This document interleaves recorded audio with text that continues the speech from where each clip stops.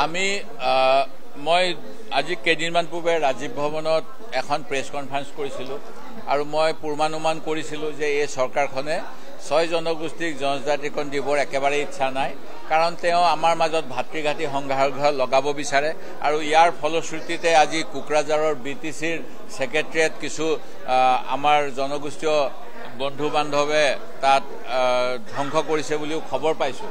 প্ৰকৃততে মুখ্যমন্ত্ৰী মহোদয়ে কিছুমান পাক লগা কথা কয়, উজনিত গ'লে কয় আমি জনজাতিকৰণ দিব পৰা নাই। কংগ্ৰেছ দলে বৰ্তমানে থকা জনজাতিসকলৰ ক্ষতি নকৰাকৈ জনজাতি দিবলৈ কোৱাৰ কাৰণে ইয়াৰ অৰ্থ তেওঁ ক'ব বিচাৰে যে বৰ্তমানে থকা জনজাতিসকলক ক্ষতি কৰিহে নতুন জনজাতিকৰণ কৰা হ'ব।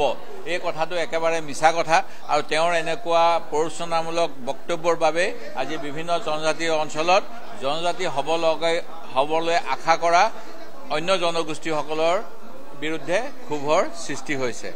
এতিয়া এই ৰিপৰ্ট এখন দিছে, ইয়াত ৰিপৰ্টত আমি একেবাৰে অন্তিম মুহূৰ্তত দিলে এই ৰিপৰ্টখন গ্ৰহণ হাউচত লে কৰিছে। এখন হাউচে গ্ৰহণ কৰা নাই। ইয়াৰ ওপৰত আলোচনা হ'ব আৰু কিছুমান বিধানসভাত, উদাহৰণস্বৰূপে কেৰালা বা কৰ্ণাটকৰ বিধানসভাত এখন বিধানসভাৰ কমিটি থাকে on to scrutiny to discuss on papers laid by the government. সেই কমিটিয়ে পৰীক্ষা কৰাৰ পিছত তাত আলোচনা হয়। আজি অন্তিম দিনৰ কাৰ্যসূচীৰ অন্তিম কাৰ্য এই হঠাৎ এই কমিটিখনৰ প্ৰতিবেদনখন লে কৰি দিলে। জনগোষ্ঠীসকলক কোৱা হৈছিল 25 তাৰিখৰ দিনা দিয়া হ'ব, নিশ্চিতভাৱে আমি পঢ়া শুনা কৰি আলোচনা কৰিব পাৰিলোঁ হয়। এইখনত বহুত আভুৱা ভৰা কথা লিখা আছে, যিখিনি যোৱা সময়ছোৱাত কৰি আহিছে। কৈছে আমি তেওঁলোকক ST ষ্টেটাছ এতিয়া দিব নোৱাৰোঁ, তেওঁলোকক অট'নমাছ কাউন্সিল দিছোঁ, তেওঁলোকক OBC কোটাত আৰু কিবা কিবি দি দিম, তেওঁলোকৰ কাৰণে আৰু পইচা দিম, তেওঁলোকক ডেভেলপমেণ্ট কাউন্সিল দিম। কিন্তু জনজাতিকৰণৰ মূল কথাটো আছিলে কেন্দ্ৰীয় চৰকাৰৰ। মই সেইটো বাৰম্বাৰ দোহৰাই আহিছোঁ। 1996 চনত লোকসভাত এই প্ৰতিবেদন দাখিল হ'ল আৰু 2019 চনত যেতিয়া কা আন্দোলন হৈ আছিল, কা আন্দোলনৰ সময়ত জানুৱাৰী মাহত 2019 চনত লোকসভা আৰু ৰাজ্যসভাত বৰ্তমানৰ ডিফেন্স মিনিষ্টাৰ ৰাজনাথ সিং ডাঙৰীয়া তেতিয়া গৃহমন্ত্ৰী থাকোঁতে 6 জনগোষ্ঠীক জনজাতিকৰণ কৰিব লাগে বুলি এখন বিল দাখিল কৰিছিল। মই আপোনালোকক তাৰ PIBৰ প্ৰেছ ৰিলিজ দি দিম।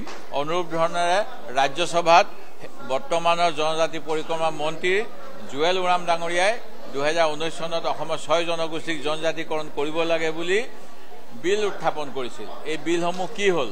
লোকসভা বিলখন লেপছ হৈ যায়, কিন্তু ৰাজ্যসভা বিলখন আছে আৰু লোকসভাৰ ৰিপৰ্টটো আছে। সেইখিনিৰ ভিত্তিত আজি অসম চৰকাৰে ধুনীয়াকৈ ৰিকমেণ্ড কৰিব পাৰিলে হয় পূৰ্বৰ তথ্য পাতিৰ ভিত্তিত জনজাতিকৰণ কৰিব লাগে। সেই কামটো নকৰিলে আৰু এতিয়া কংগ্ৰেছক দোষাৰোপ কৰি তাত বক্তব্য ৰাখিছে। মোৰ কথাটো হ'ল যোৱা 10 বছৰ অসমত কংগ্ৰেছ চৰকাৰ নাই।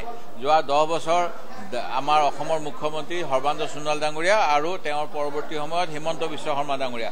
যদি বিধানসভাৰ সৰ্বদলীয় প্ৰস্তাৱত কিবা ভুল আছিল, সেইখিনি তেওঁলোকৰ একক সংখ্যাগৰিষ্ঠতা বা তেওঁলোকৰ অসম গণ পৰিষদ, BJP আৰু অন্য মিত্ৰ দলৰ তেওঁলোকৰ যি চৰকাৰ চলি আছে, এই চৰকাৰ চলি থাকোঁতে তেখেতসকলে আমি কিবা যদি ভুল কৰিছিলোঁ সেইখিনি সংশোধন কৰি নল'লে কিয়?